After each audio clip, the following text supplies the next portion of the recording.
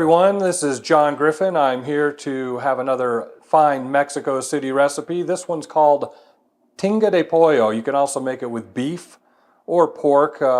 Mainly in Mexico City it's made with beef or chicken.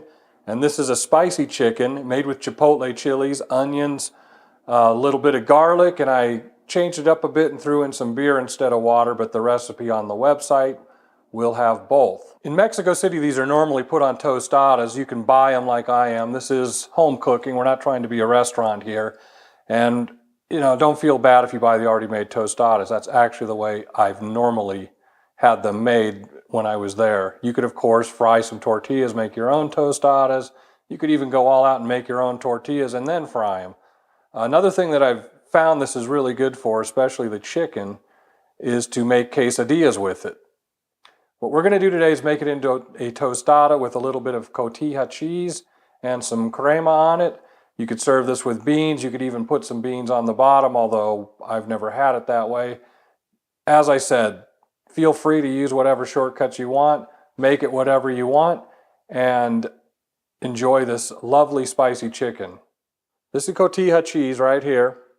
It's a crumbly cheese that's very Mexican. You should be able to find it in most places around the country now.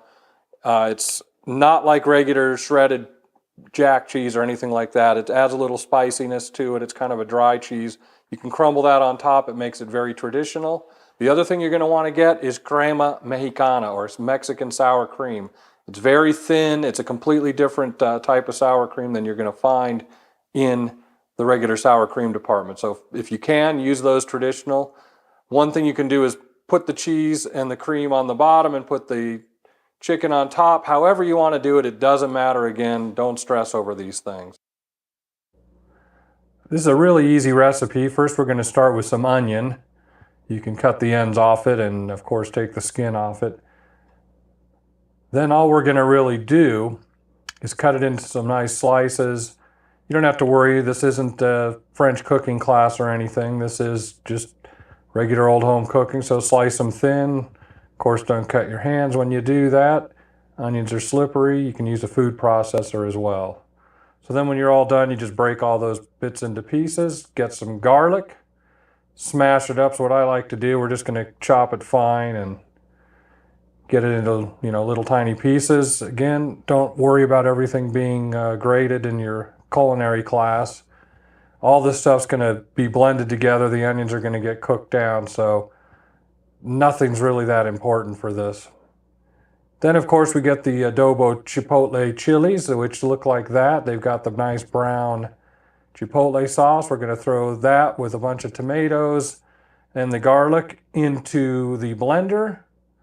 Blend that up, and you might notice that sometimes when you blend, it doesn't quite have enough liquid in it. There's a couple things you can do. You can basically, stick a spoon or a wooden spoon in there. Wooden's probably better.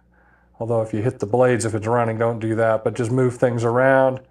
May take a couple times. You could add a tiny bit of water, but normally I would do that. I'd add water, but we're going to actually cook this sauce for a few minutes before we put our liquid in. So you could add a little if you really need to. So the next thing we're going to do is add a little oil. I'm using olive oil here, but any oil doesn't matter. And we're going to cook these onions until they're brown. So that pan's over medium heat. We don't want to burn them, but we do want them nice and brown. Throw all those nice rings in there.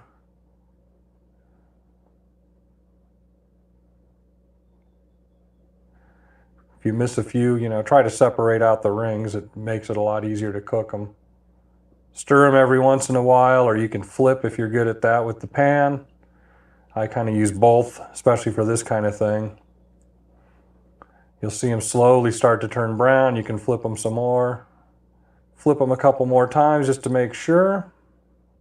And now we're ready to add our sauce from the blender. Doesn't look like a lot, but remember we're going to add some liquid. So just put that in there. Scrape out what you need to, get all that goodness out. Stir it around, get it going, bring it to a boil. It's going to change color a little bit, not a lot, but you'll see it get a little bit different color. And you'll see that simmering up nice and good right there. So that's about ready. So everything looks really thin at this point. We're going to add our beer or water, depending which one you used. Pour that in, keep it boiling, because what we're trying to do is reduce all this down a bit. So let's get that cooked in. Then we're going to add our chicken once it's all stirred in together. We're going to keep it at a nice boil. Stir that chicken in. You can break up the pieces if you need to at this point. And now it's just a waiting game. Notice now it's probably been about 20-30 minutes and we've got the sauce almost completely dry now. We put a little more salt in there if you need to. You can taste it, or if you don't want salt, that's okay as well.